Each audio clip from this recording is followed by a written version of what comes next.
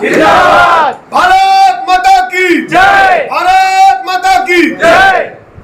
आप सभी जानते ही हैं कि पितामह जो कहेंगे वो तो शाश्वत सत्य होगा, तो पितामह का उद्बोधन करें।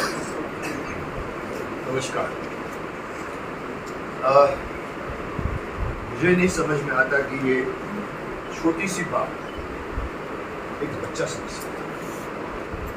जो कुछ ये कह रहे हैं, जो कुछ ये कह रहे हैं, जो कुछ आप लोगों ने सुना होगा, मेरी समझ के बाहर है कि चंद्रशेखर आजाद, भगत सिंह जी, राजगुरु, सुखदेव, अशफाक उल्लाह खान, ऐसे असंख्य क्रांतिकारियों ने अपनी जान 28 उम्र होगी, 25 उम्र होगी, मुझे पता नहीं कितनी उम्र में अपनी प्राण न्योछावर कर दिए। अपने घर के लिए नहीं, अपनी फैमिली के लिए नहीं, अपने लिए नहीं, इसलिए कि अंग्रेजों बाहर जाओ। मैं एक प्रश्न का उत्तर तलाश कर रहा हूं जब से इनके साथ में जुड़ा हूं कि ये छोटी सी बात, ये छोटा सा प्रश्न मेरे मन में है कि इन सबको पिछली सरकार, चलिए उन लोगों ने शहीदों का दर्जा दिया, जबकि इनसे बड़े शहीद कोई नहीं हो सकता। क्यों दिया?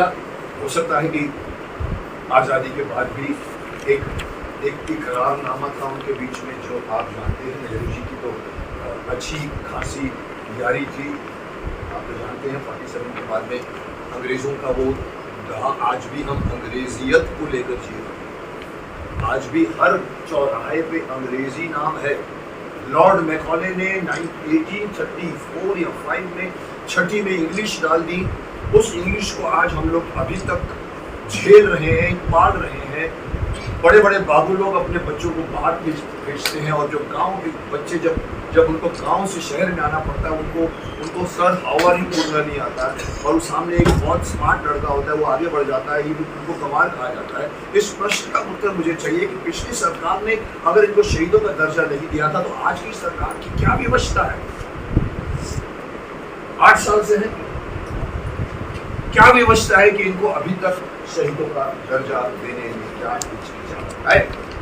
जबकि कोई किसी ने किसी पर केस नहीं किया। क्या इनको भी कोई डर है कि, जैसे कि आपको पता है कि ये बहुत मशहूर बात है, जो मशहूर है हमारे सुभाष चंद्र बोस जी के लिए, कि उनके लिए एक अंग्रेज़ों ने फरमान किया था कि अगर कहीं भी ये पकड़े जाए तो उनको हमको सौंप दो। ये मैंने सुना। मुझे हैरानी है कि हमारे देश में कोई किसी को कैसे पकड़ सकता। अगर सुभाष चंद्र बोस जी को पकड़ लिया होता, पूरा बंगाल खड़ा हो जाता।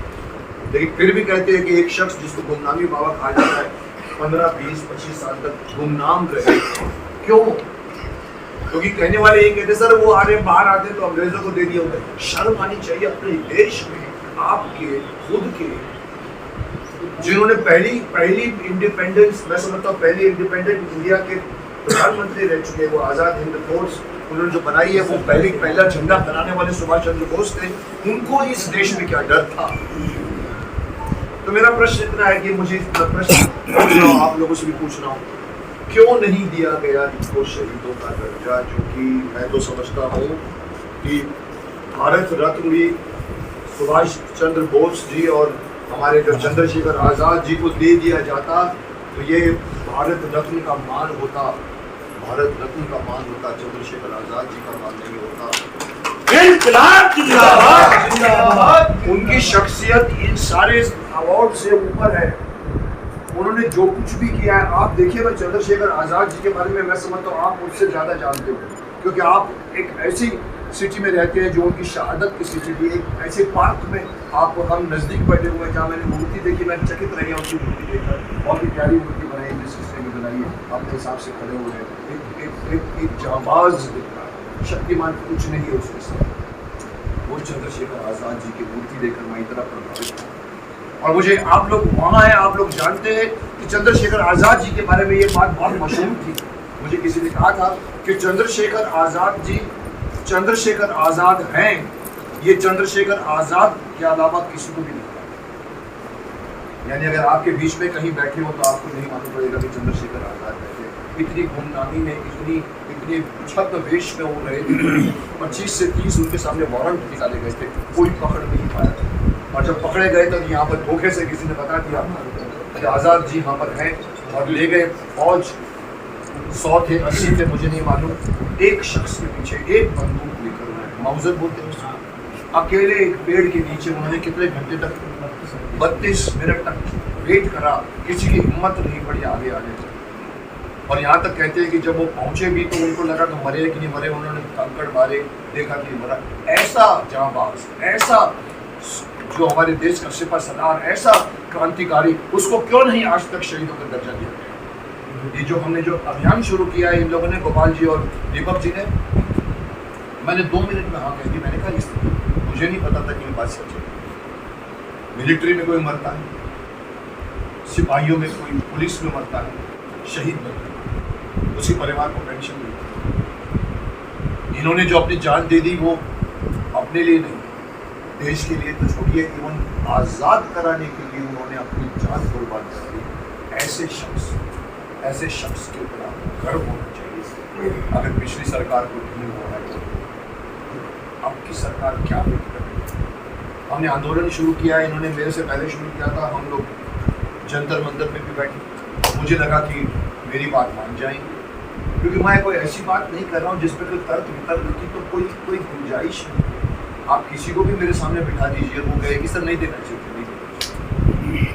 चाहे वो कांग्रेस पार्टी का हो, चाहे वो बीएसपी का हो, चाहे वो सपा का हो, चाहे वो किसी भी पार्टी का हो, कोई नहीं मना करेगा कि अगर मैं सपोज ये मेरे पास ये अवार्ड पड़ा हुआ है और मैं देना चाहता हूँ अशफाक उल्लाह खान जी को, भगत सिंह जी को, राजगुरु को, सुखदेव को, चंद्रशेखर आज़ाद जी को देना चाहता हूँ, किसी को एतराज़ है? आप में से किसी को एतराज़ है?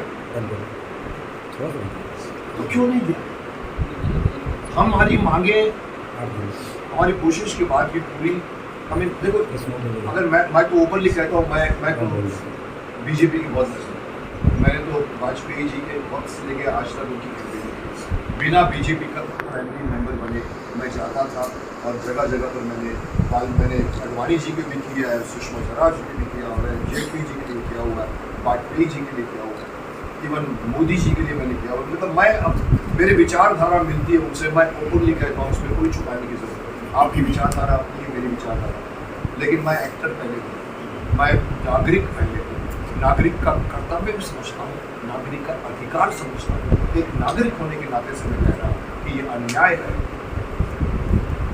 पितामह भीष्म ने एक डायलॉग सुनाया था, किसको सुनाया था? विदुर को, कि न्याय की मांग वही है कि किसी के साथ अन्याय। यहाँ तो अन्याय आप किससे कर रहे हो? जिसने आपको चैन से सोने के लिए आपको भारत देश लेकर 47 में चले गए हैं। 47 के क्या, मैं 31 में शायद उनकी डेथ हुई। क्या मिला उनको आज़ादी के बाद? क्या मिला उनके परिवार वालों को?